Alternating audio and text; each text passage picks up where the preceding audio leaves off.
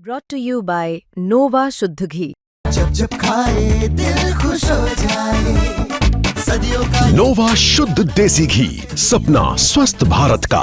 I love ghee. Sir, एक रोहतक में एक खिलाड़ी की बास्केटबॉल के ग्राउंड में मौत हुई है।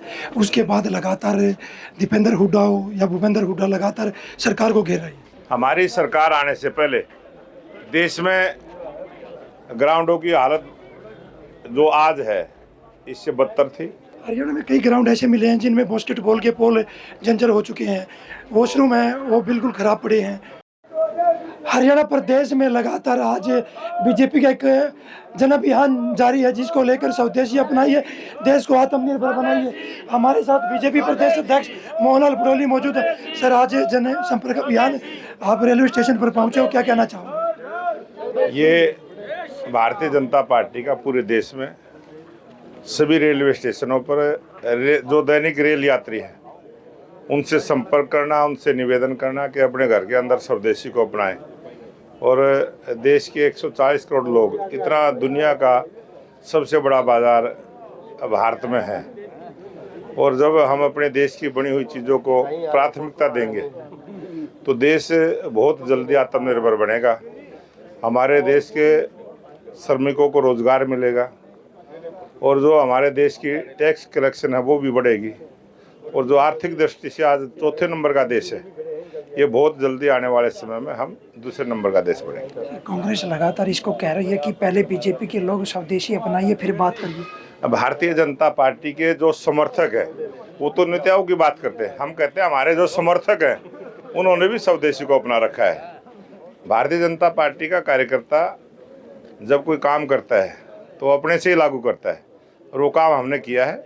मैं आपके माध्यम से उनको कहना चाहता हूँ वो स्वयं को अपनाएं। कांग्रेस के जो भाई हैं वो हर बात में विरोध के लिए विरोध ना करें, उनकी आदत बन चुकी है। और सभी हम अगर कहीं दूसरा पड़ोसी स्वदेशी को नहीं अपनाता है तो सबका फर्ज है अपने पड़ोसी को भी जगाने का काम करें। सर, एक रोहतक में एक खिलाड़ी की बास्केटबॉल के ग्राउंड में मौत हुई है। उसके बाद लगातार दीपेंद्र हुड्डा हो या भूपेंद्र हुड्डा लगातार सरकार को घेर रही है। जिस प्रकार से ऐसी चूक बहादुरगढ़ में भी हुई थी, ऐसी चूक ये दूसरी रोहतक में भी हुई है, और ये अधिकारियों की लापरवाही है। और जब खेल के ग्राउंड में खिलाड़ी खेलता है उसको कोई दिक्कत परेशानी ना हो, ये उनकी जिम्मेवारी है, और इसीलिए उसको सस्पेंड भी किया गया है, उन पर कार्रवाई होगी। कल रोहतक भगवत मान पहुंचे थे पंजाब के मुख्यमंत्री।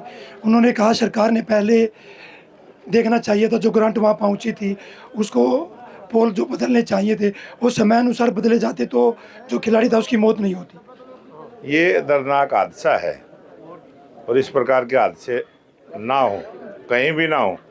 ये तो हरियाणा की बात है, देश में कहीं भी ना हो, ये हमारा प्रयास है और उस पर हम काम करेंगे। सर, हरियाणा में कई ग्राउंड ऐसे देखे गए हैं जिनमें इस तरह की लापरवाही सामने आ रही है कि वहाँ पर कोई व्यवस्था नहीं है। हमारी सरकार आने से पहले देश में ग्राउंडों की हालत जो आज है इससे बदतर थी। उस ग्राउंडों की बहुत सारी जो पीने के पानी की, शौचालय की, और खिलाड़ी को उस प्रकार का वातावरण मिले, वहाँ बैठने की व्यवस्था, बिजली की व्यवस्था, और खेल के ग्राउंड में भी हरियाली हो, ये सारी चिंता हमने की है।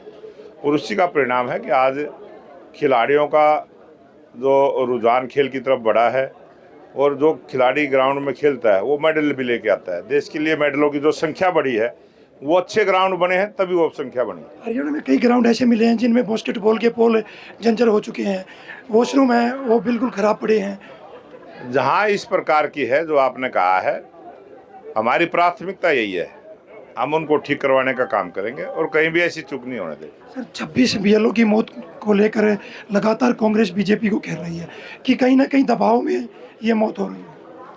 अब वो इस प्रकार की झूठ बोलने का काम करते हैं, और ये 12 प्रांतों में है, अकेले पश्चिम बंगाल में थोड़ा ही है, ये तो 12 प्रांतों में है। अकेले पश्चिम बंगाल के बीएलओ की तो डेथ हो जाए और बाकी बीएलओ काम करते रहे, ये राजनीतिक प्रयास है उनका, और ये कोई राजनीतिक मुद्दा नहीं है। ये संविधान से जुड़ा हुआ और संवैधानिक संस्था निर्वाचन आयोग, उसने बहुत अच्छी पहल इसकी की है, बहुत अच्छी शुरुआत की है और पूरे देश की जनता ने इसका स्वागत किया है, जिसका परिणाम अभी बिहार ने सब पूरे देश ने देखा है। देखिए, हमारे साथ बीजेपी के प्रदेश अध्यक्ष थे। उनका कहना है कि आज देश भर में स्वदेशी अपनाओ, भारत को आत्मनिर्भर बनाओ का जन आंदोलन चल रहा है, जिससे लगातार लोगों को जागरूक किया जा रहा है। सोनीपत से पवन राठी, हरियाणा तक।